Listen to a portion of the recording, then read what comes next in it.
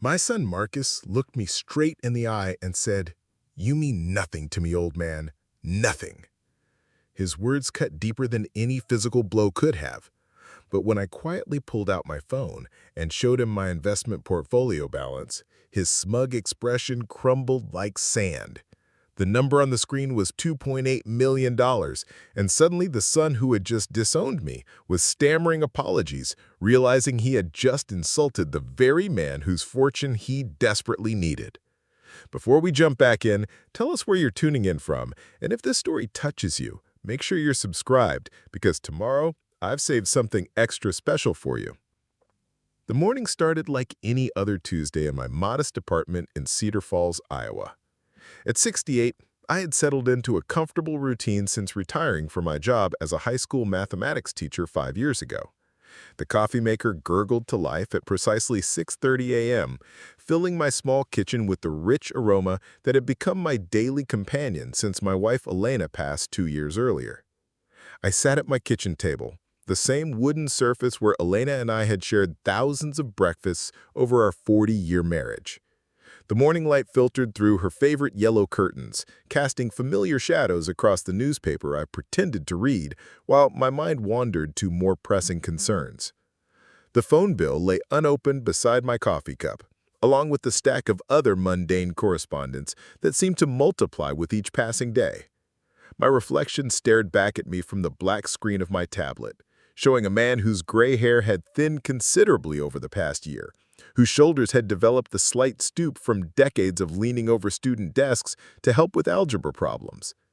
The lines around my eyes had deepened since Elena's funeral, but my mind remained sharp as ever, perhaps sharper than most people suspected. The silence in my apartment was broken by the familiar chime of my smartphone. Marcus's name appeared on the screen, which immediately caused my stomach to tighten with anticipation. My 35-year-old son rarely called before 10 a.m., and when he did, it usually meant he needed something. Over the past 6 months, these conversations had followed an increasingly predictable pattern. "Dad?" His voice carried that particular tone I had learned to recognize, a mixture of forced casualness and underlying urgency. "We need to talk about your living situation. This apartment, it's not sustainable for someone your age." I set down my coffee cup carefully, noting how my hand remained steady despite the familiar surge of disappointment. "What exactly do you mean by sustainable, Marcus?" "Look, you're living in this tiny place, barely making ends meet on your teacher's pension. Mom's medical bills wiped out most of your savings, right? It's time to be realistic about your options." The assumption in his voice irritated me more than his words. Marcus had always been quick to make judgments based on limited information, a trait that had served him poorly in his career as a struggling real estate agent. He saw my modest lifestyle and assumed it reflected my financial situation, never bothering to dig deeper or ask the right questions. "I'm managing just fine, son. My needs are simple, and I'm comfortable here." "Comfortable? Dad, you're driving a 15-year-old Honda. You clip coupons. You buy the generic brand everything. That's not comfortable. That's barely surviving." I walked to my living room window, looking out at the tree-lined street where children rode bicycles and neighbors tended to small gardens. The normalcy of the scene contrasted sharply with the tension building in my conversation with Marcus. Perhaps we see comfort differently. This is exactly what I'm talking about. You're in denial about your situation. Look, Lisa and I have been discussing this, and we think it's time you moved in with us. We have that extra room in the basement. It's finished, has its own bathroom. You could contribute what you're paying in rent here toward household expenses. The offer sounded rehearsed, as if he had practiced this conversation with his wife beforehand. I could picture them sitting at their kitchen table in their overpriced suburban home, calculating how much my monthly rent could offset their mortgage payments. The thought of becoming a financial contributor to my son's household, treated like a tenant in what should be a family relationship, made my chest tighten with a familiar ache. "I appreciate the offer, Marcus, but I'm not ready to make that kind of change." "Not ready? Dad, when will you be ready? When you can't afford groceries? When you miss a rent payment? You're being stubborn about this, and it doesn't make sense." His voice had risen slightly, revealing the frustration he usually tried to keep hidden. Marcus had never been good at controlling his emotions when things didn't go according to his plans. Even as a child, he would become agitated when his expectations met resistance. "I'm being careful about making major life decisions," I replied, maintaining the calm tone I had perfected during decades of dealing with difficult students and parents. "There's a difference." "Careful? You're being foolish. Do you know how much assisted living costs these days? If you wait until you have no choice, you'll end up in some state-run facility. Is that what you want?" The conversation continued for another 10 minutes, with Marcus becoming increasingly agitated as I refused to commit to his timeline for my life changes. He spoke about practical considerations, financial realities, and the burden of worry he carried about my future. Throughout his monologue, I noticed he never once asked about my actual financial situation or whether I had plans he wasn't aware of. After hanging up, I sat in my recliner, Elena's favorite throw blanket across my lap, and considered the growing distance between my son and me. When had our relationship become so transactional? When had he stopped seeing me as his father and started viewing me as a problem to be solved? The irony wasn't lost on me. Marcus worried about my financial security while struggling to make his own mortgage payments. He urged me to be realistic about money, while his real estate business barely generated enough income to support his family's lifestyle. He spoke about planning for the future while seemingly unaware that some people plan more carefully than others. 3 days later, Marcus called again, this time with what he described as an urgent matter requiring immediate attention. His voice carried a sharper edge than usual, and I could hear traffic noise in the background, suggesting he was calling from his car in between appointments. "Dad, I need you to co-sign a loan for me. It's a business opportunity that could really turn things around." The request caught me off guard, not because it was particularly shocking, but because of how casually he presented it, as if asking to borrow $20 rather than requesting I put my credit and assets at risk for his business ventures. "What kind of loan, Marcus?" "It's for a property development deal. Nothing risky, just need the bank to see additional financial backing. You know how conservative lenders are these days. Your good credit history would make all the difference." Preparing and narrating this story took us a lot of time, so if you are enjoying it, subscribe to our channel. It means a lot to us. Now, back to the story. Mrs. Patterson, watering her flower garden, the same routine she had followed for the 8 years I had lived in this apartment. The consistency of her habits provided a sharp contrast to the unpredictability of my son's financial schemes. How much money are we discussing? $50,000. I know it sounds like a lot, but the return potential is incredible. We're talking about flipping a property in one of the fastest-growing neighborhoods in Des Moines. The profit margin could be substantial.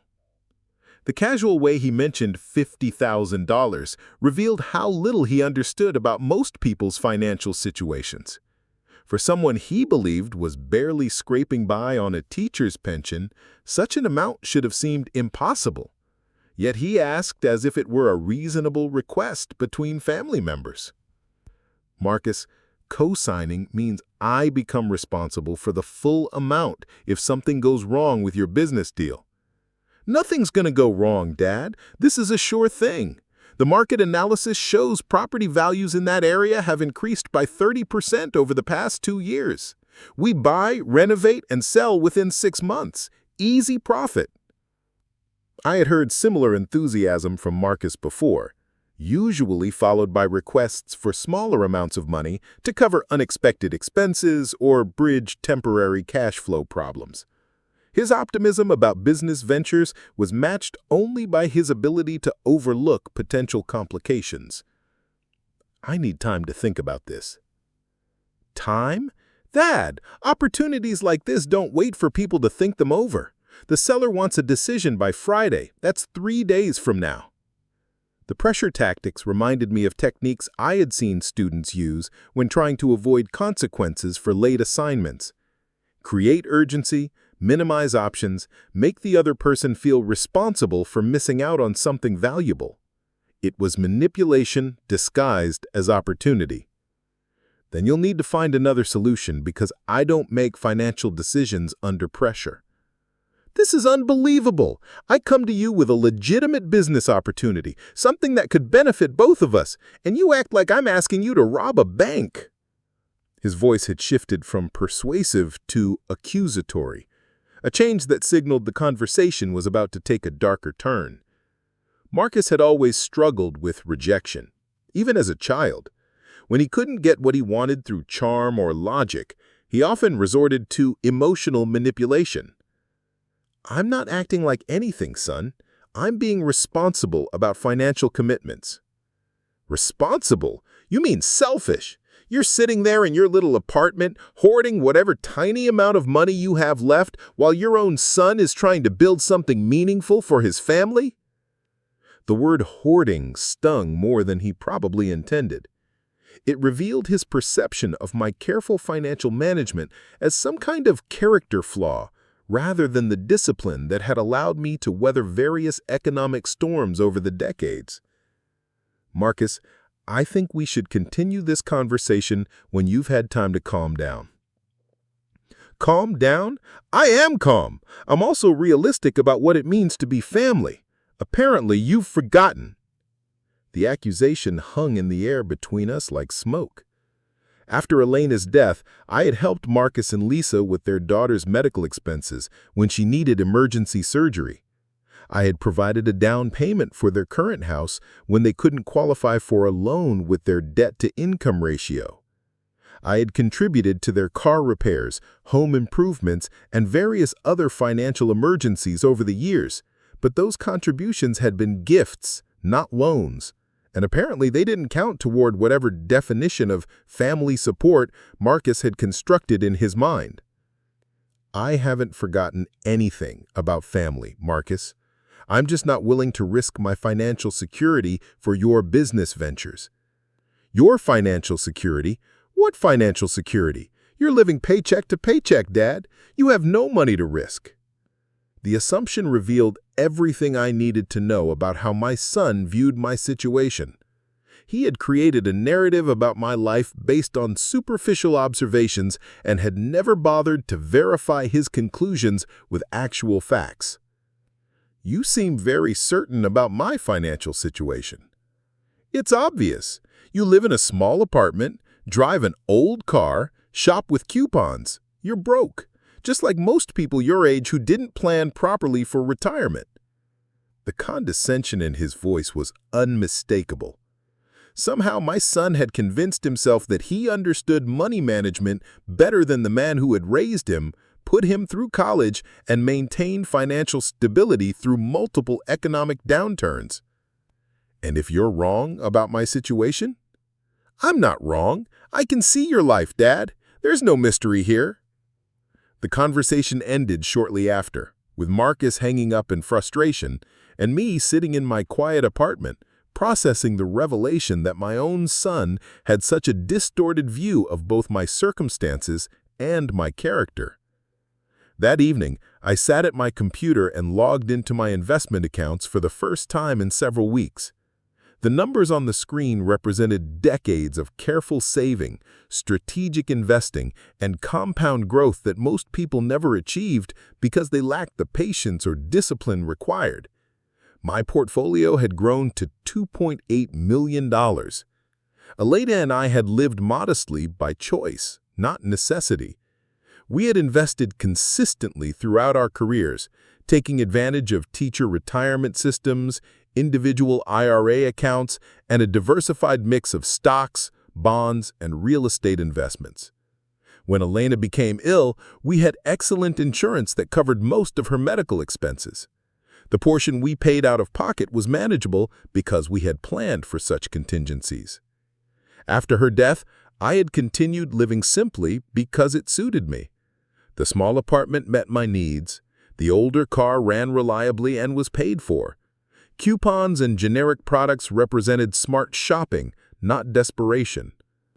I had no desire to impress anyone with displays of wealth, especially since the people I might have wanted to impress were either dead or had apparently decided I was a burden rather than a blessing. The irony of Marcus's assumptions was particularly sharp. While he struggled with mortgage payments on a house that was more expensive than he could afford, while he drove a leased vehicle with payments that strained his budget, while he pursued risky business ventures because his regular income was insufficient for his lifestyle, he had convinced himself that I was the one with financial problems. But the real revelation wasn't about money. It was about respect, or the lack thereof. Marcus approached me not as a son seeking his father's wisdom or partnership, but as someone managing a problem. He saw me as weak, helpless, and financially desperate. He believed his own propaganda about my circumstances so completely that he felt comfortable pressuring me and insulting me when I didn't immediately comply with his wishes. The following week, Marcus's behavior escalated in ways I hadn't anticipated. He began involving other family members in what he called his concern for my welfare. His sister Jenny, my daughter who lived in Phoenix, called to express her worry about reports of my declining situation. "Dad, Marcus says you're being stubborn about getting help with your living situation." Jenny's voice carried the careful tone people use when they're trying to manage someone they believe is becoming incompetent. It was the same voice I had heard adult children use with their aging parents in various public settings, a mixture of patience and condescension that was probably meant to be kind, but felt deeply insulting. "What exactly has Marcus told you about my living situation?" "He says you're struggling financially, that you're too proud to accept help, and that you're making decisions that don't make sense for someone in your position." The phrase, "someone in your position," was particularly galling. Jenny had visited me exactly twice since her mother's funeral, both times briefly and with clear eagerness to return to her own life. Her knowledge of my position came entirely from Marcus's secondhand reports. "And what do you think about Marcus's assessment?" "I think we all want what's best for you, Dad. Sometimes that means accepting help when it's offered, even if it feels uncomfortable." The conversation followed a familiar pattern. Jenny had already accepted Marcus's version of reality and was now trying to convince me to see reason. She spoke about family support systems, the wisdom of making changes before they became necessary, and the peace of mind that comes from knowing loved ones are properly cared for. Throughout her monologue, I noticed that neither she nor Marcus had asked about my actual preferences, my financial capabilities, or my own plans for the future.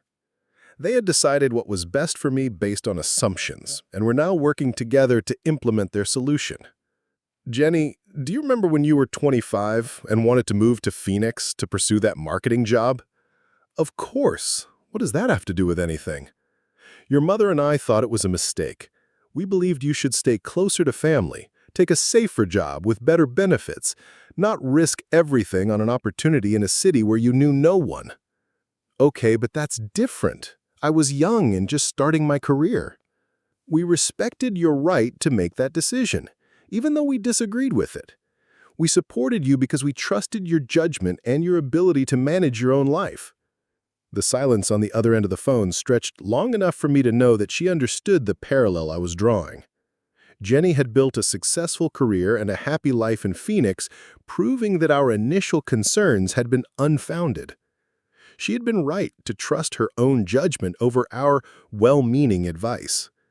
"That's not the same thing, Dad. This is about practical matters, not career choices. It's about respecting my ability to make decisions about my own life, regardless of whether you agree with those decisions." The conversation ended with Jenny promising to think about what I had said, but I could tell she remained convinced that Marcus's concerns were valid and that I was being unreasonably resistant to family help.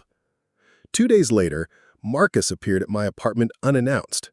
I was reading in my chair when the doorbell rang, and through the peephole I could see him pacing on my small porch like someone preparing for an unpleasant confrontation. "We need to talk," he said when I opened the door. His tone was sharper than usual, and his body language suggested he had come prepared for an argument rather than a conversation. "Come in. Would you like some coffee?" "I don't want coffee. I want answers. Specifically, I want to know why you're being so stubborn about accepting help from your family." I closed the door and gestured toward the sofa, but Marcus remained standing, apparently too agitated to sit down. His restless energy filled my small living room like electricity before a storm. I'm not being stubborn, Marcus. I'm being selective about the kind of help I accept and the circumstances under which I accept it. That's just semantics. The bottom line is that your family is offering you support and you're rejecting it for no good reason. What kind of support are you offering exactly? The question seemed to catch him off guard, as if the answer should be obvious. He ran his hand through his hair, a gesture I remembered from his childhood when he was frustrated about something he couldn't control.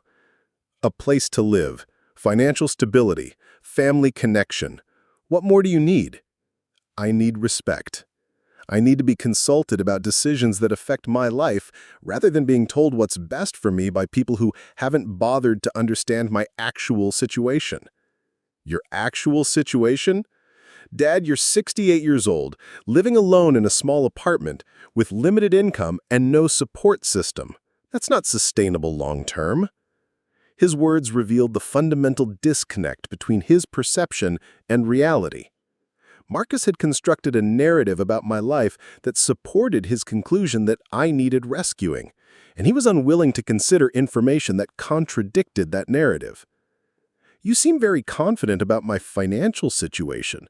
What specific information are you basing that assessment on? I can see how you live. This apartment, your car, your lifestyle. It's obvious you're living on the edge financially. Or I'm living within my means by choice. Choice? Who chooses to live like this when they have other options? The disdain in his voice was unmistakable. Marcus genuinely couldn't understand why someone would live modestly if they had the resources to live more lavishly. His own financial struggles stemmed partly from this inability to distinguish between wants and needs, between appearing successful and actually being financially secure. People who understand the difference between having money and spending money. That's just rationalizing, Dad.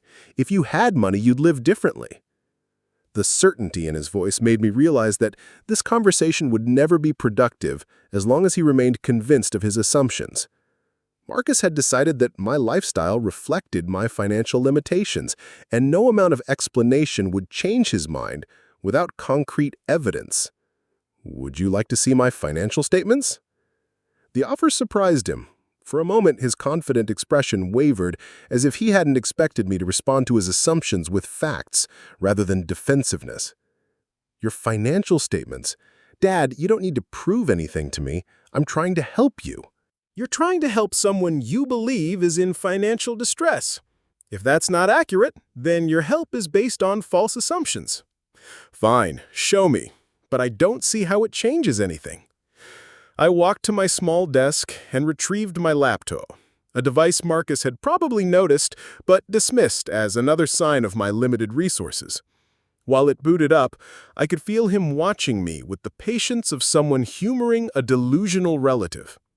The investment account login page appeared on my screen, and I entered my credentials with the muscle memory of someone who had been managing his own portfolio for decades. Marcus stood behind my chair, probably expecting to see a few $1,000s in a basic savings account. The portfolio summary page loaded, displaying the current value in large, unmistakable numbers: $2,847,293.47. For several seconds, Marcus said nothing. I could hear him breathing behind me, could sense his confusion as he processed information that contradicted everything he had believed about my situation. "That can't be right," he said finally, his voice barely above a whisper. I scrolled down to show the detailed breakdown of my holdings: blue-chip stocks, government bonds, real estate investment trusts, municipal bonds, international funds. The portfolio reflected decades of careful diversification and steady growth, managed with the patience and discipline that most people lack. "Dad, this is—" Marcus sat down heavily on my sofa, staring at the laptop screen as if it might change if he looked at it long enough. "This is why I don't need financial assistance," I said, closing the laptop and turning to face my son. "This is why I can afford to live however I choose to live. And this is why your assumptions about my situation have been incorrect. Marcus's face cycled through several emotions: shock, confusion, embarrassment, and then something that looked uncomfortably like calculation. I could almost see him recalibrating his understanding of our family dynamics, processing the implications of his discovery. Why didn't you tell me? Why did you let me think you were struggling? I never told you I was struggling. You assumed I was struggling based on superficial observations and never asked for clarification. But you live so simply. The apartment, the car, the coupons. I live the way I choose to live. Wealth doesn't require conspicuous consumption, Marcus. In fact, conspicuous consumption is often what prevents people from building wealth. The irony wasn't lost on either of us. Marcus, who struggled financially while maintaining an expensive lifestyle, had been trying to rescue his father, who lived modestly while maintaining substantial wealth. "This changes everything," Marcus said, though I wasn't entirely sure what he meant by everything. Does it? What exactly does it change? He stood up and began pacing again, his energy now focused on processing new information rather than preparing for confrontation. "Well, obviously you don't need help with living expenses. You don't need to move in with us. You don't need me to co-sign loans." "That's correct, but those things were true yesterday too, before you saw my account balance." Marcus stopped pacing and looked at me directly for the first time since arriving. "But I didn't know that yesterday." "Because you didn't ask. You made assumptions and then acted on those assumptions without verifying whether they were accurate." The conversation that followed was unlike any we had ever had. For the first time in years, Marcus seemed to be actually listening to me, rather than waiting for his turn to speak. He asked questions about my investment strategy, about how Elena and I had managed to accumulate such wealth on teachers' salaries, about why I choose to live so modestly. I explained the power of compound interest, the importance of starting to save early, the benefits of living below your means and investing the difference. I told him about the decision Elena and I had made early in our marriage to prioritize financial security over lifestyle inflation, to treat every raise as an opportunity to save more rather than spend more. "But don't you want to enjoy your money? Travel, buy nice things, live in a better place?" "I enjoy financial security more than I would enjoy expensive possessions. I traveled extensively with my mother when she was alive. This apartment meets my needs perfectly. As for nice things, I have everything I need." Marcus struggled to understand this perspective. He had been raised in a culture that equated success with consumption, that measured worth by visible wealth. The idea that someone could have substantial assets and choose not to display them challenged his fundamental assumptions about human nature. "What about leaving an inheritance? Building a legacy for your grandchildren?" "My legacy isn't money, Marcus. It's the values I've tried to pass on and the example I've set. As for inheritance, that depends partly on how my children conduct themselves and whether they demonstrate the wisdom to handle financial responsibility." The implication wasn't subtle, and Marcus understood it immediately. His recent behavior, particularly his assumptions about my financial situation and his pressure tactics regarding the loan co-signing, had not demonstrated the kind of judgment that inspires confidence in someone's ability to manage a substantial inheritance. "I've been an idiot," he said, sitting back down on the sofa with his head in his hands. "You've been operating on incorrect information. That's different than being an idiot, though the result was sometimes similar. I was so convinced that I understood your situation. I was so certain that you needed help." "You saw what you expected to see based on your own assumptions about aging, money, and success. It's a common mistake, but it's not irreversible." The remainder of Marcus's visit was spent in conversation that felt more like the relationship we had enjoyed when he was younger. He asked for advice about his own financial situation, admitting that his real estate business was struggling and that he had been considering some risky investments to try to improve his income quickly. I shared some basic principles about financial management, about the importance of living within your means, about building an emergency fund before pursuing investment opportunities. I told him about the decision Elena and I had made early in our marriage to prioritize financial security over lifestyle inflation, to treat every raise as an opportunity to save more rather than spend more. But don't you want to enjoy your money? Travel, buy nice things, live in a better place? I enjoy financial security more than I would enjoy expensive possessions. I traveled extensively with my mother when she was alive. This apartment meets my needs perfectly. As for nice things, I have everything I need. Marcus struggled to understand this perspective. He had been raised in a culture that equated success with consumption, that measured worth by visible wealth. The idea that someone could have substantial assets and choose not to display them challenged his fundamental assumptions about human nature. What about leaving an inheritance? Building a legacy for your grandchildren? My legacy isn't money, Marcus. It's the values I've tried to pass on and the example I've set.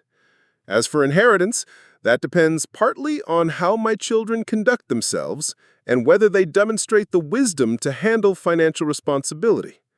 The implication wasn't subtle, and Marcus understood it immediately. His recent behavior, particularly his assumptions about my financial situation and his pressure tactics regarding the loan co-signing, had not demonstrated the kind of judgment that inspires confidence in someone's ability to manage a substantial inheritance. "I've been an idiot," he said, sitting back down on the sofa with his head in his hands. "You've been operating on incorrect information. That's different than being an idiot, though the result was sometimes similar. I was so convinced that I understood your situation. I was so certain that you needed help. You saw what you expected to see based on your own assumptions about aging, money, and success. It's a common mistake, but it's not irreversible." But you could have afforded to help me if the deal went bad.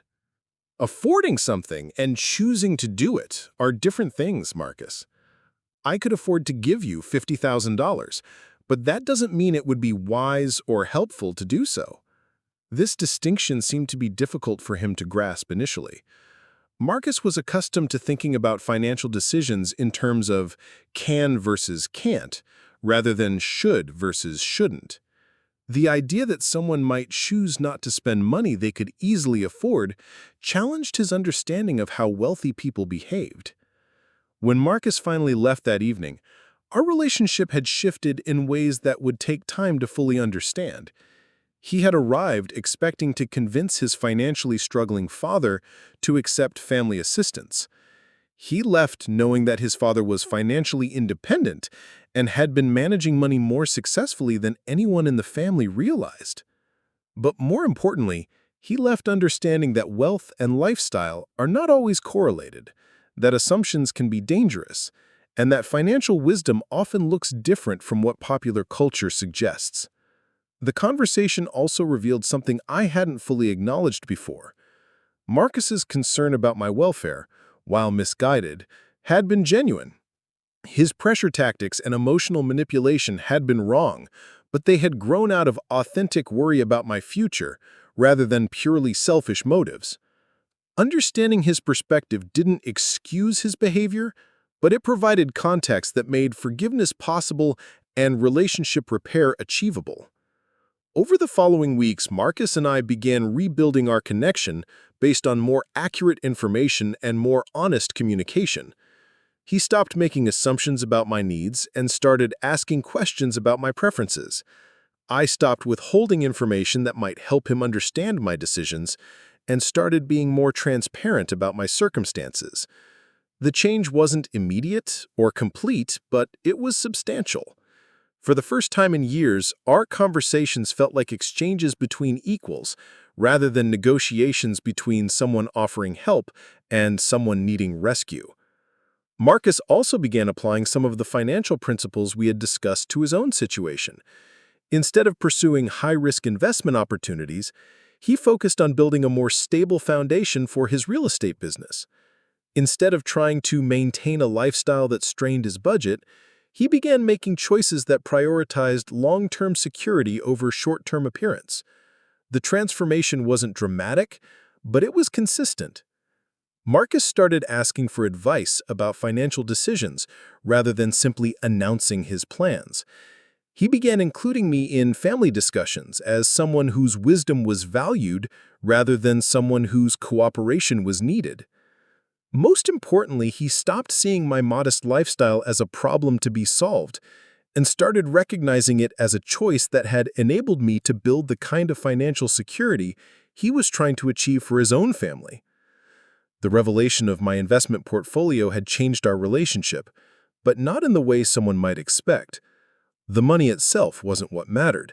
What mattered was the correction of false assumptions, the replacement of condescension with respect, and the restoration of honest communication between a father and son who had almost lost their way. The phone call came 3 weeks after Marcus had discovered my investment portfolio, and the tone immediately told me something had shifted in ways I hadn't anticipated. It was 7:15 a.m. on a Thursday morning, early enough to suggest urgency, but late enough to indicate he had been thinking about this call for some time. "Dad, I've been doing some research about your investment situation, and I think we need to have a serious conversation about proper financial management." The words hit me like cold water. After weeks of what I had interpreted as genuine relationship repair, Marcus was apparently entering a new phase of our dynamic, one where my financial success had transformed me from someone who needed rescuing into someone whose resources needed managing. "What kind of research, Marcus?" "Well, for starters, I've been talking to some financial advisors about portfolio diversification strategies.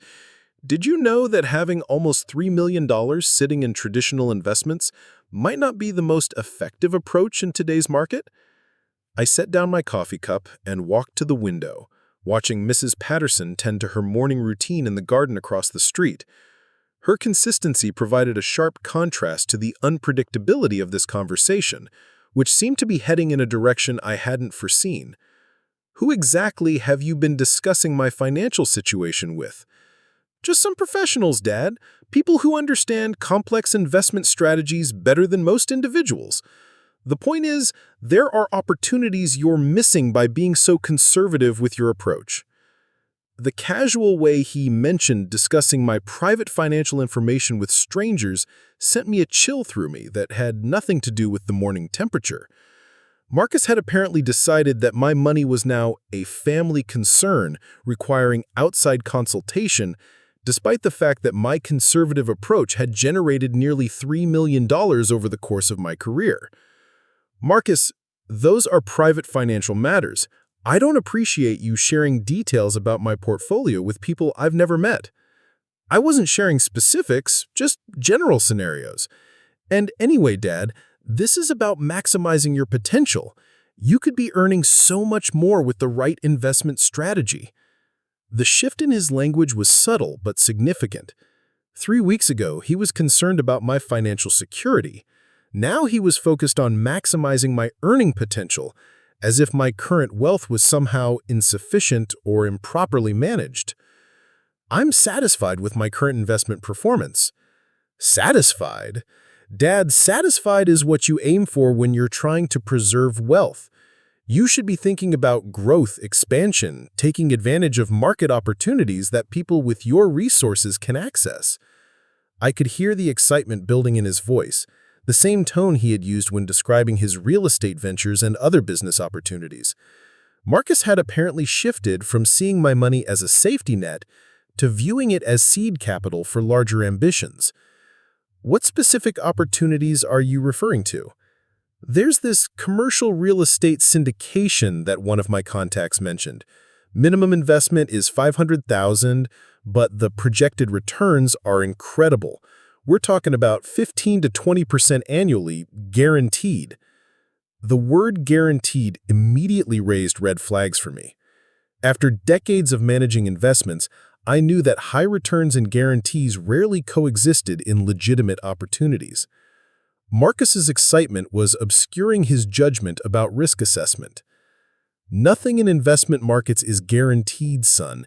If someone is promising guaranteed returns of 15 to 20%, you should be very skeptical about their legitimacy."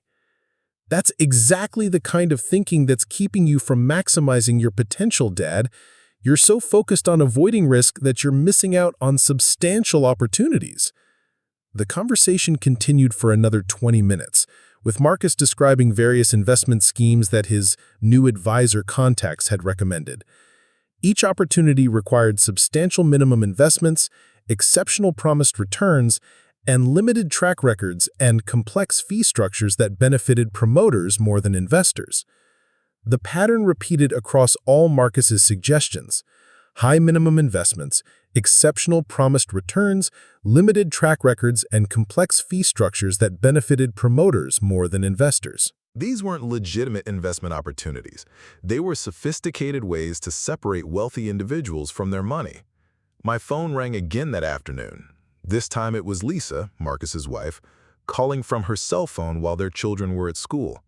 "Hi, Robert. I hope you don't mind me calling directly, but I wanted to discuss something important with you." Lisa had never called me directly about anything important before.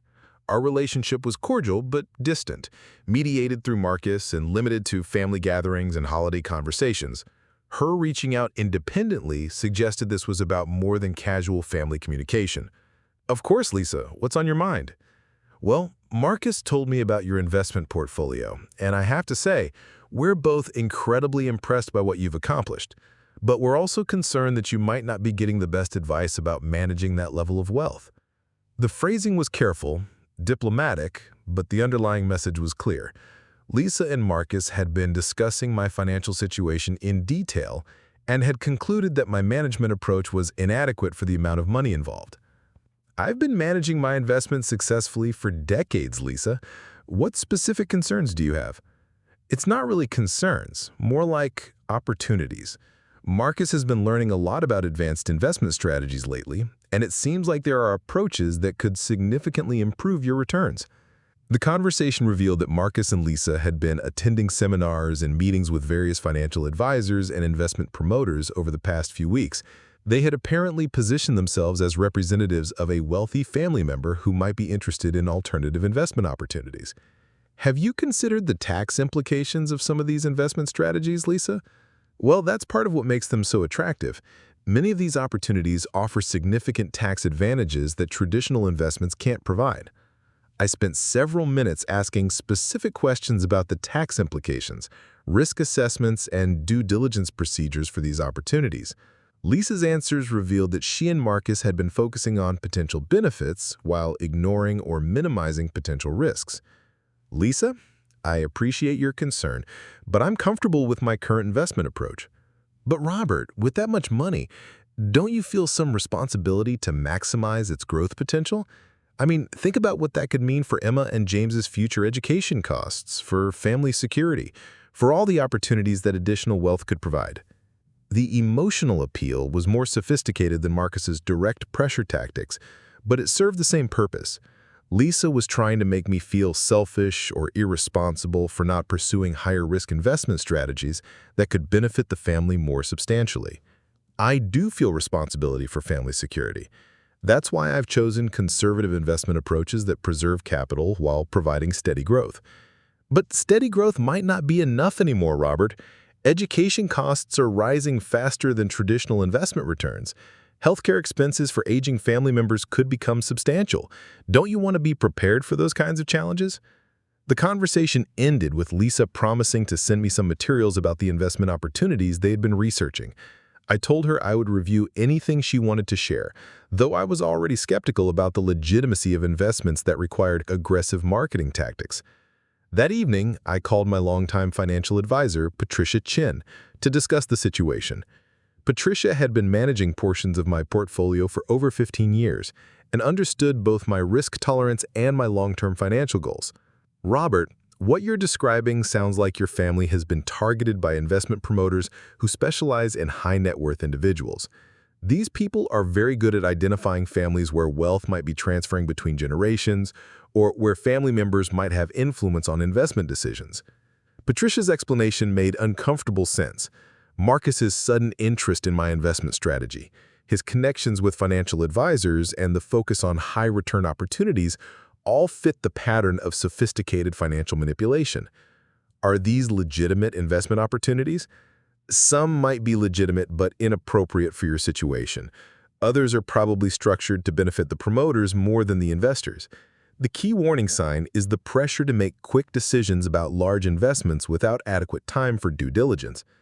I described the specific opportunities Marcus and Lisa had mentioned, and Patricia recognized several of them as products that had been marketed aggressively to wealthy retirees in our area over the past year.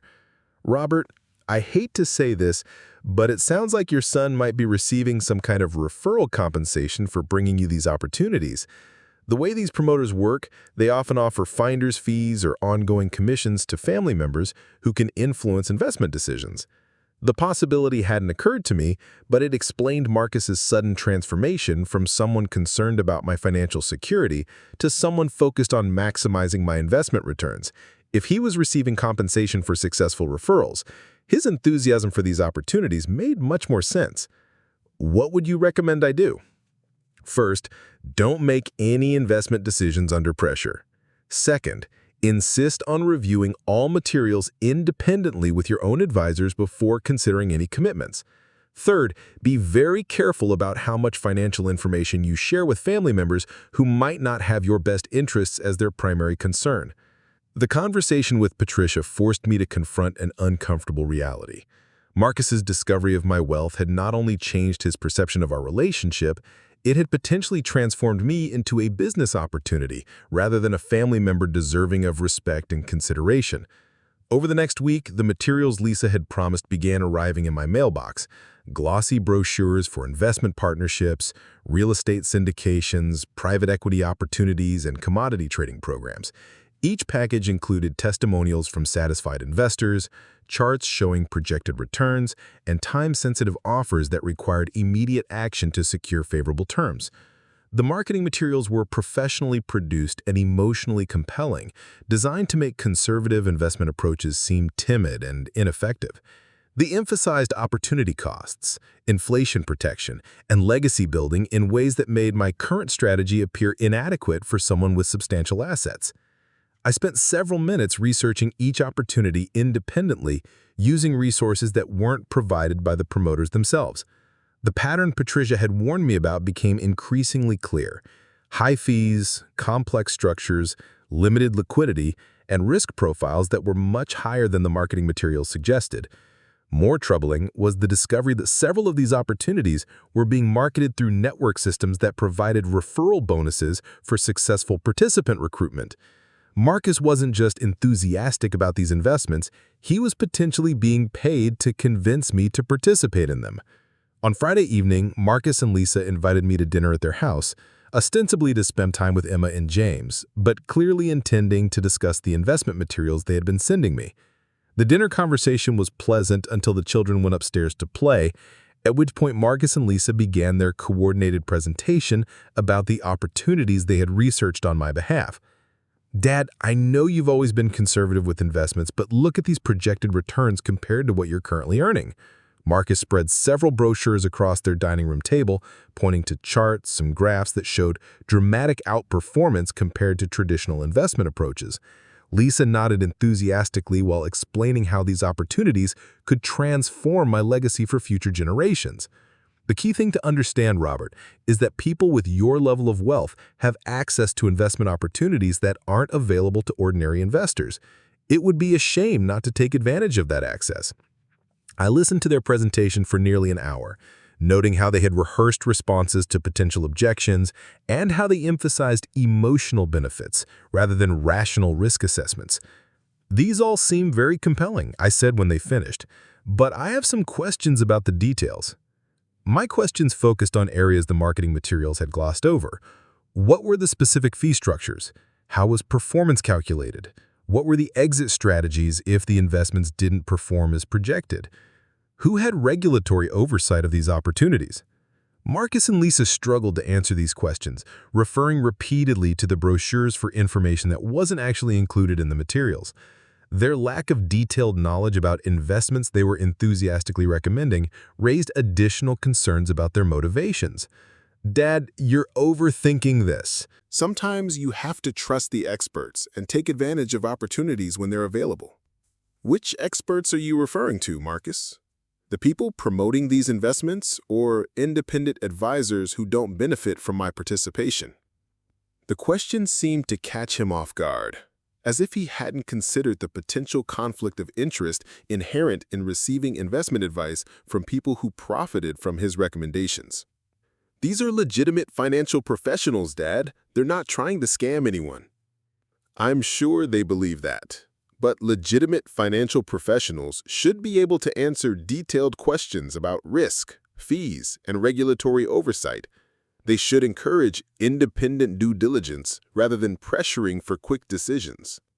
The evening ended with Marcus becoming visibly frustrated by my questions, and Lisa expressing disappointment that I seemed unwilling to consider opportunities that could benefit the entire family.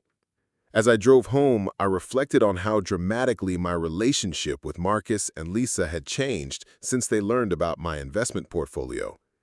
Instead of the respect and improved communication I had hoped for, the money had apparently activated a different set of motivations and behaviors. The following Monday, I received a phone call from someone identifying himself as David Richardson, a senior investment advisor with Premier Wealth Strategies. He mentioned that he had been working with my son Marcus to develop appropriate investment strategies for high-net-worth family situations. Mr. Thompson, I understand you have substantial assets that might benefit from more sophisticated investment approaches than traditional portfolios typically provide. The call was smooth and professional, but David's knowledge of my financial situation was more detailed than I had authorized anyone outside my immediate advisory team to possess.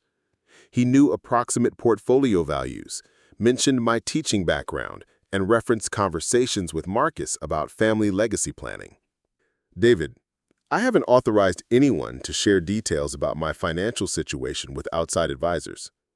Of course, Mr. Thompson, I completely understand your privacy concerns, but Marcus mentioned that you might be interested in exploring opportunities that aren't typically available through conventional investment channels. David spent 20 minutes describing investment opportunities that matched exactly what Marcus and Lisa had been promoting.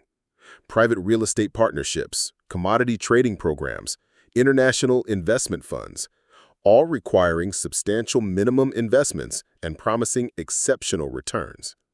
These opportunities are only available to qualified investors, Mr. Thompson, and they require quick decisions because of limited partnership slots. The pressure tactics were subtle but unmistakable. David was creating urgency while positioning the investments as exclusive opportunities that might not be available if I delayed too long. David, I'm curious about your relationship with Marcus. Is he receiving any compensation for referring potential investors to your programs? The pause before his answer told me everything I needed to know about the nature of their arrangement. We do have a referral program that recognizes people who help us connect with appropriate investors, Mr. Thompson, but that doesn't affect the quality of the opportunities we provide. After ending the call, I sat in my apartment processing the full scope of what had developed since Marcus discovered my investment portfolio. My son had apparently enrolled in some kind of network marketing system that targeted wealthy family members, using family relationships to generate investment referrals that provided him with financial compensation. The realization was more painful than his original assumptions about my financial situation. At least when he thought I was struggling, his concern had been genuine, even if misguided. Now he was apparently viewing my wealth as a business opportunity that could generate income for his family. I called Patricia Chin to discuss the situation and seek advice about how to handle family relationships that had become complicated by financial conflicts of interest. Robert, this is unfortunately more common than you might think. When family members discover that a relative has substantial assets, it sometimes changes the fundamental nature of the relationship. Money can activate motivations that weren't apparent before. What would you recommend I do about Marcus's involvement with these investment promoters? First, make it clear that you won't consider any investment opportunities that provide compensation to family members. Second, limit how much financial information you share going forward. Third, consider whether you need to establish more formal boundaries about financial discussions. Patricia's advice made sense, but implementing it would require confronting Marcus directly about his apparent conflict of interest, a conversation that could fundamentally damage our relationship. That evening, Marcus called to follow up on David Richardson's conversation with me. Dad, David said you had some questions about the investment opportunities. I thought maybe I could help clarify anything that seemed confusing. Marcus, are you receiving compensation for referring me to these investment programs? The directness of my question seemed to surprise him. For several seconds, he said nothing, and I could hear him breathing while he apparently decided how to respond. It's not really compensation, Dad, more like a recognition program for people who help connect qualified investors with appropriate opportunities. What form does this recognition take?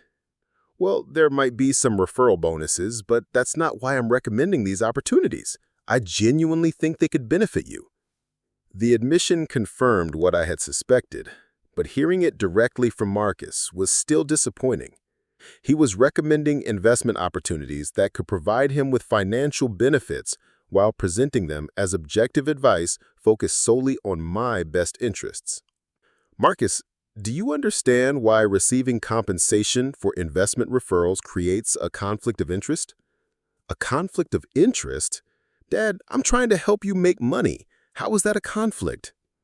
His genuinely confused response suggested that he didn't understand the ethical problems inherent in his position. Marcus apparently saw no contradiction between his financial incentives and his role as a family member providing investment advice.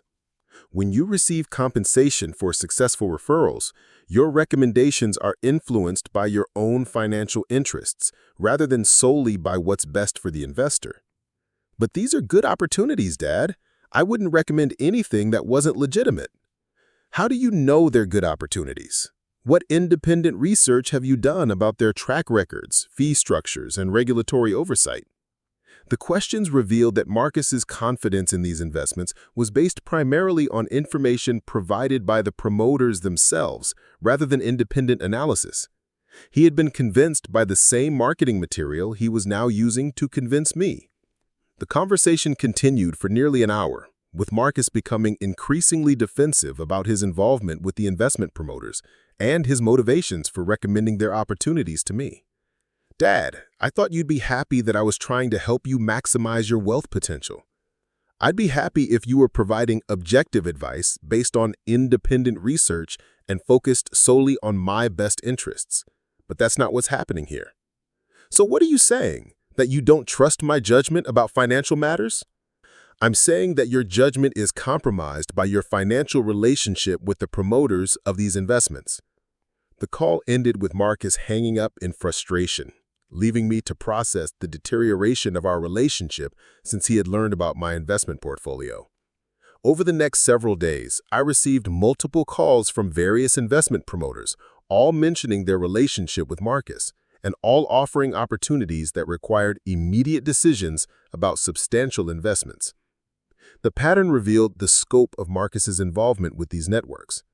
He had apparently provided my contact information to multiple organizations, positioning me as a wealthy family member who might be interested in alternative investment opportunities.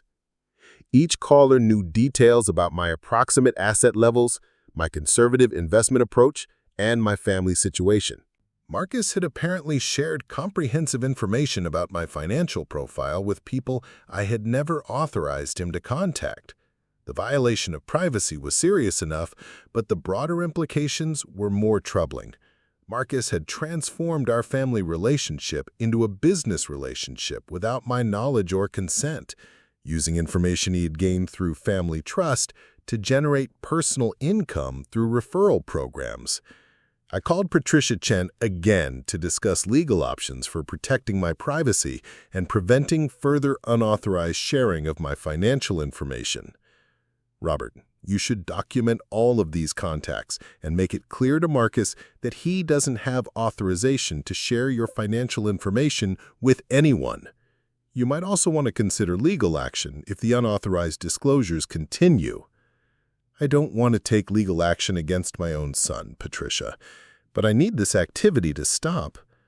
Then you'll need to have a very direct conversation with him about boundaries and consequences. Make it clear that continued violations of your privacy will have serious repercussions for your relationship. That Friday, I drove to Marcus's house for what I knew would be a difficult but necessary confrontation about his behavior since discovering my investment portfolio.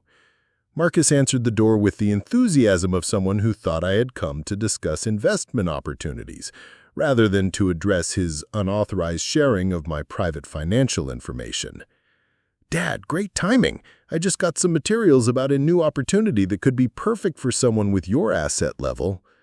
"Marcus, we need to talk about your involvement with investment promoters and your sharing of my financial information without authorization." His expression shifted immediately from enthusiasm to wariness, and I could see him calculating how to respond to a conversation he apparently hadn't expected. "I've been trying to help you, Dad.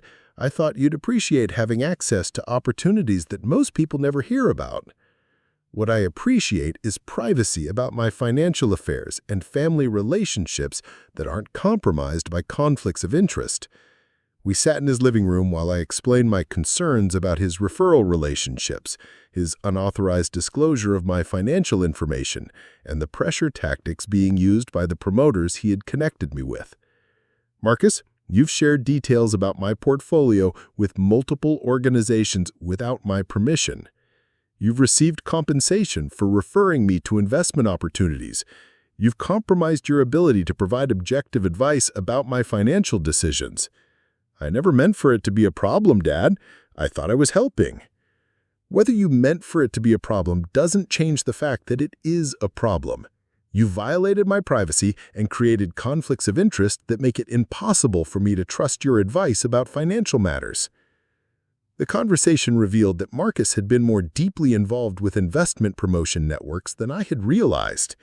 He had attended multiple seminars, enrolled in referral programs with several organizations, and positioned himself as someone with access to wealthy family members who might be interested in alternative investments. "How much money have you received from these referral programs, Marcus?" "It's not about the money, Dad. The amounts are relatively small compared to the potential benefits for you." "That's not what I asked. How much compensation have you received for referring me to these investment opportunities?" His reluctance to answer directly suggested that the amounts were more substantial than he wanted to admit, but eventually he acknowledged receiving several $1,000s in referral bonuses from various organizations. "Marcus, you've received thousands of dollars for sharing my private financial information and pressuring me to invest in opportunities that benefit you financially. Do you understand why that's problematic?" "I wasn't pressuring you, Dad. I was offering opportunities." "Opportunities that you profit from if I accept them. That's the definition of a conflict of interest." The remainder of our conversation focused on establishing clear boundaries about financial discussions going forward.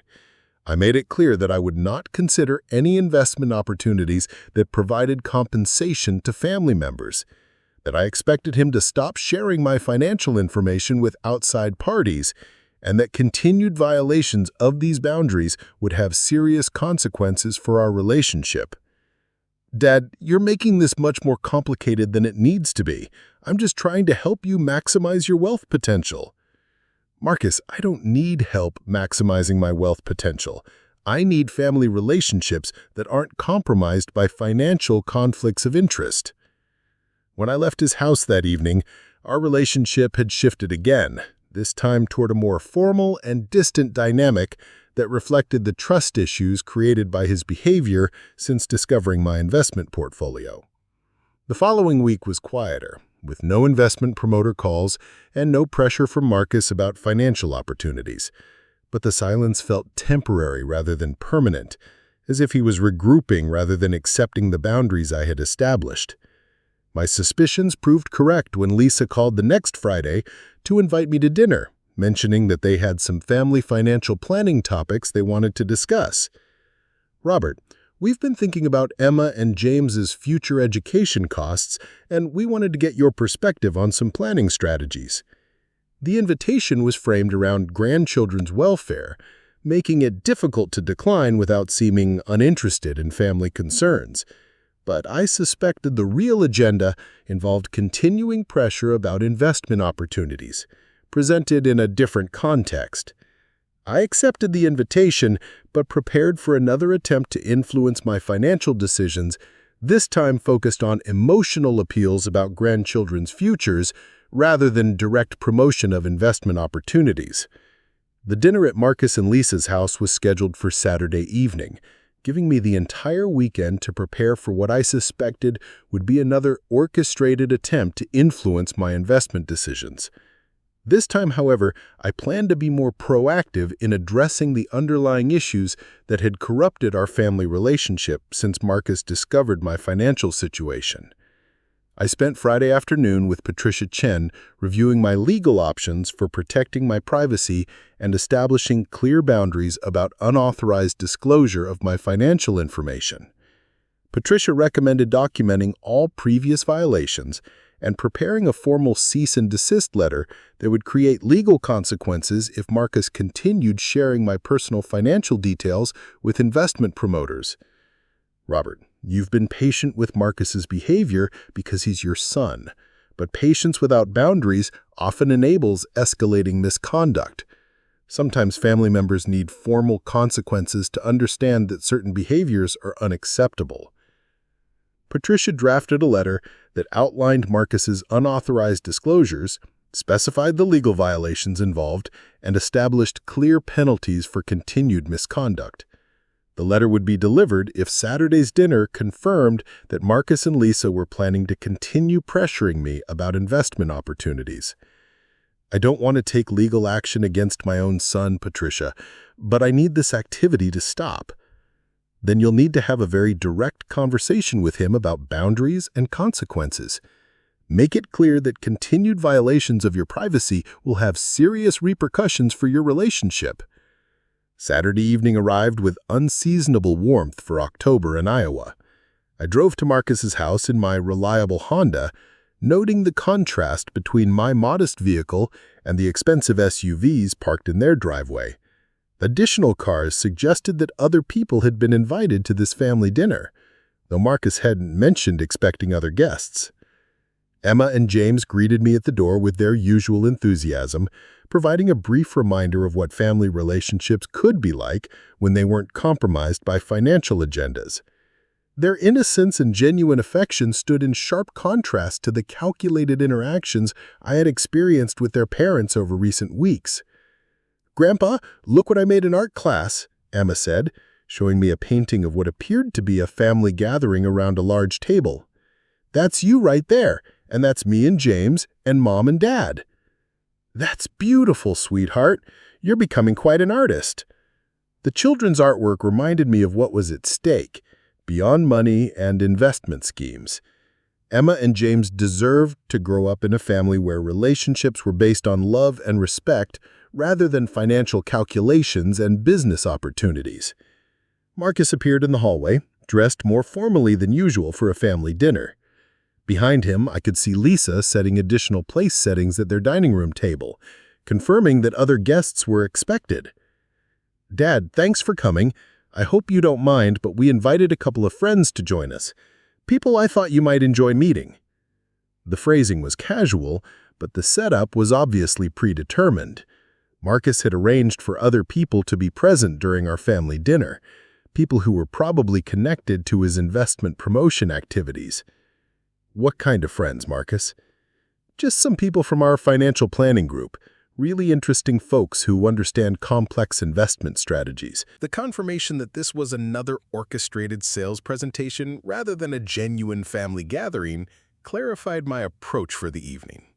Instead of being defensive about unwanted investment advice, I would take control of the conversation and address the fundamental problems with Marcus's behavior directly. David Richardson appeared from the living room, the same investment promoter who had called me earlier about opportunities available through Premier Wealth Strategies. With him was a woman I didn't recognize, introduced as Sarah Mitchell from Global Investment Partners. "Mr. Thompson, so wonderful to meet you in person," Sarah said, extending her hand with the practiced enthusiasm of someone accustomed to making strong first impressions. "Marcus has told us so much about your successful investment approach." The dinner conversation began with pleasant small talk about family activities, local events, and general topics that avoided financial matters. But the underlying agenda was obvious from the way David and Sarah periodically steered discussions toward economic trends, investment markets, and financial planning strategies. Emma and James provided natural barriers to direct sales presentations during dinner, their presence preventing the adults from engaging in complex financial discussions. But after the children finished eating and went upstairs to play, the conversation shifted immediately toward investment opportunities. Robert, Marcus mentioned that you've built substantial wealth through conservative investment approaches, David said, pulling out a tablet that contained presentation materials. We wanted to share some strategies that could potentially enhance those returns significantly. Before we discuss investment strategies, David, I'd like to clarify something about your relationship with Marcus. My directness seemed to surprise everyone at the table. Marcus and Lisa exchanged glances while David and Sarah appeared uncertain about how to respond to a question they apparently hadn't expected. Marcus has been participating in referral programs that provide him with financial compensation when family members invest in opportunities promoted by your organizations. Is that correct? The silence that followed my question was more revealing than any verbal response could have been. David looked at Marcus, clearly uncertain about how much information had been disclosed about their financial arrangement. Well, we do have partnership programs that recognize people who help us connect with appropriate investors, Sarah said finally, but that doesn't affect the quality of the opportunities we provide. Actually, it affects everything about the quality of advice I receive from Marcus regarding those opportunities. When my son profits from my investment decisions, his recommendations are compromised by conflicts of interest. Marcus's face had reddened with what appeared to be either embarrassment or anger. Lisa looked down at her plate, avoiding eye contact with anyone at the table. Dad, we've talked about this already. I'm not trying to take advantage of you. Marcus, you've received thousands of dollars in referral compensation for sharing my private financial information with investment promoters and pressuring me to participate in opportunities that benefit you financially. That's exactly what taken advantage means. David attempted to regain control of the conversation by explaining how their investment opportunities were legitimate regardless of referral arrangements, but I wasn't interested in hearing another sales presentation. David, I want you and Sarah to leave my son's house immediately. I want both of your organizations to remove my contact information from your databases, and I want all of you to understand that I will not tolerate any further unauthorized sharing of my financial information. The firmness in my voice surprised even me. For months, I had been patient with Marcus's behavior, trying to preserve family relationships while establishing reasonable boundaries. But patience without consequences had only enabled escalating misconduct. Mr. Thompson, I think there might be some misunderstanding about our intentions here, Sarah said, attempting to diffuse the tension. We're simply offering opportunities that might benefit your family's financial future. The only misunderstanding is your assumption that I would consider investment advice from people who pay my son to influence my decisions.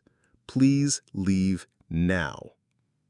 David and Sarah gathered their materials and left a house with minimal additional conversation, clearly uncomfortable with a situation that had deviated dramatically from their planned presentation format. After they departed, Marcus, Lisa, and I sat at their dining room table in uncomfortable silence.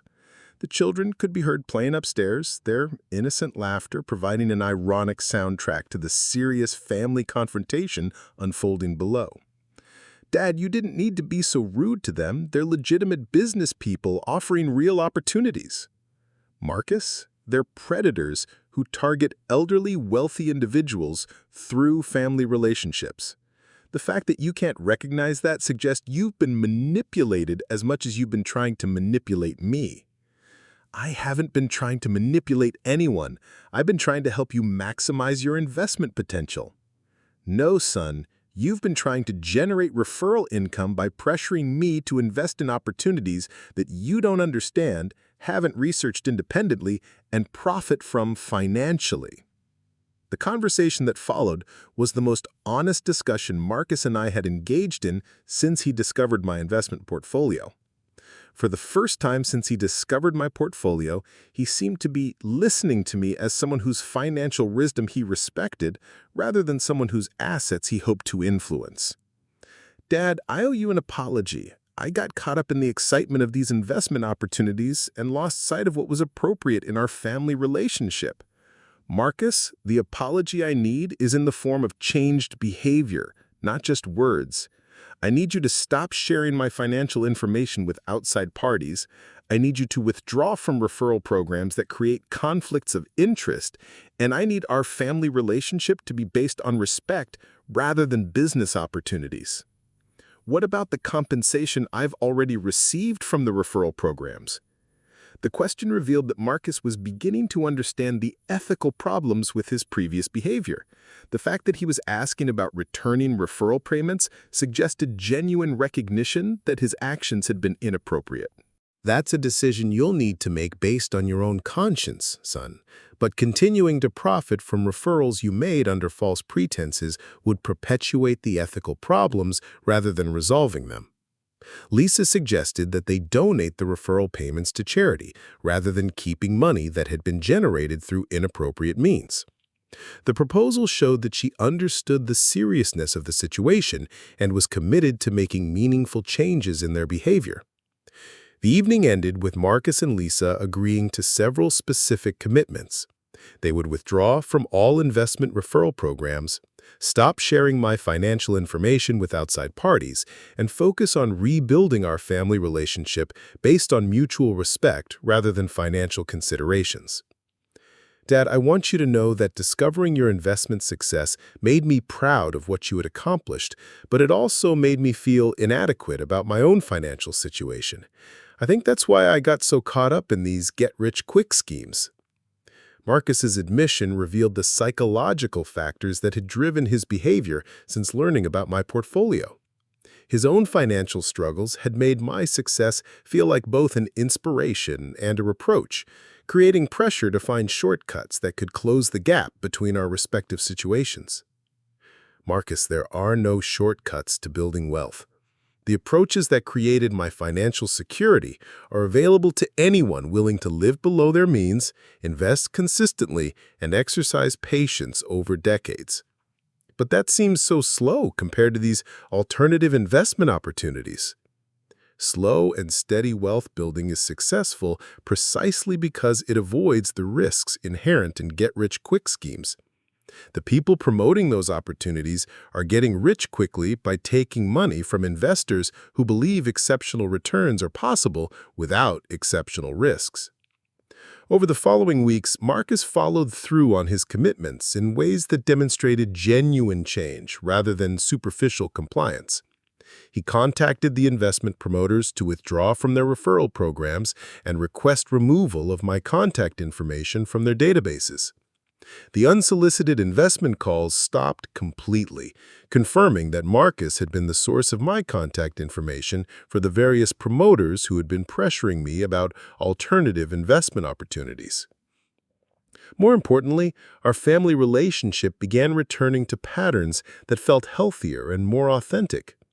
Marcus stopped approaching me as someone whose financial decisions needed his input and started relating to me as his father, whose wisdom and experience he respected. "Dad, I've been thinking about what you said regarding living below your means and investing consistently. Would you be willing to help me develop a realistic financial plan for my family?" The request represented a fundamental shift in Marcus's approach to our relationship. Instead of trying to influence how I managed my money, he was asking for guidance about how to manage his own money more effectively. I spent several evenings helping Marcus and Lisa analyze their budget, identify areas where they could reduce expenses, and develop a systematic savings plan that would build financial security over time. "The key is to treat savings like a non-negotiable expense," I explained. "Pay yourself first before you pay for discretionary spending. Start with whatever amount you can sustain consistently, even if it seems small initially." Marcus's real estate business began improving as he applied more conservative principles to his professional activities. Instead of pursuing high-risk ventures that promised quick profits, he focused on building a stable client base through reliable service and ethical business practices. "I'm making less money per transaction, Dad, but I'm making money more consistently, and I sleep better at night knowing that my business practices are sustainable long-term." The transformation wasn't immediate or complete, but it was substantial and apparently permanent. Marcus had learned important lessons about financial discipline, ethical business practices, and the importance of maintaining appropriate boundaries in family relationships. 6 months after the confrontation at their dinner table, Marcus and Lisa invited me to another family gathering, this one genuinely focused on celebrating Emma's birthday rather than promoting investment opportunities. The party was attended by other family members, neighbors, and school friends, creating the kind of authentic family atmosphere that had been missing from our interactions since Marcus discovered my investment portfolio. "Grandpa, will you help me with my math homework sometime?" Emma asked while opening her birthday presents. "Mom said you used to be a teacher." "I'd be happy to help you with math, sweetheart. That's what grandfathers are for." The simple request represented everything that had been restored in our family relationship. Emma saw me as her grandfather who could help with homework, not as a wealthy relative who might provide financial opportunities for her parents. As the party wound down and guests began leaving, Marcus approached me with what appeared to be genuine gratitude for the patience I had shown during his period of poor judgment about financial matters. "Dad, I know I put you through a lot of stress with my behavior over the past year. Thank you for not giving up on our relationship and for helping me understand what was really important." Marcus, family relationships survive mistakes and poor decisions when there's genuine commitment to learning and change. You've demonstrated both of those qualities. "I want Emma and James to learn about money management from you, Dad. Not the get-rich-quick nonsense I was caught up in, but the real principles that created your financial success." The request pleased me more than Marcus probably realized. The opportunity to pass on financial wisdom to my grandchildren represented the kind of legacy building that actually mattered: education and values, rather than just accumulated assets. I'd be honored to help them understand how money works and how financial discipline creates opportunities for the future. Marcus had learned that wealth isn't created through shortcuts or sophisticated investment schemes. It's created by the boring, consistent application of basic principles over long periods of time. More importantly, he had learned that family relationships are more valuable than business opportunities, and that trust, once damaged, requires sustained effort to repair. Our story didn't end with dramatic revelations or sudden transformations. Instead, it concluded with the gradual restoration of mutual respect, appropriate boundaries, and genuine affection between family members who had temporarily lost their way when money became more important than relationships. Marcus's business continued improving as he applied conservative principles to his professional activities. Lisa found part-time work that supplemented their household income without creating stress about aggressive sales targets or questionable business practices. Emma and James grew up learning about money management from their grandfather, who had built substantial wealth through patience, discipline, and careful decision-making, rather than through get-rich-quick schemes or sophisticated investment manipulation. The investment portfolio that had initially disrupted our family relationships ultimately became the foundation for teaching financial wisdom to the next generation, though the lessons were about character and values, not just accumulating money. My modest lifestyle continued unchanged, reflecting choices about what brought genuine satisfaction rather than financial limitations. The small apartment, older car, and careful spending habits remained appropriate for my needs and consistent with the values that had created my financial security.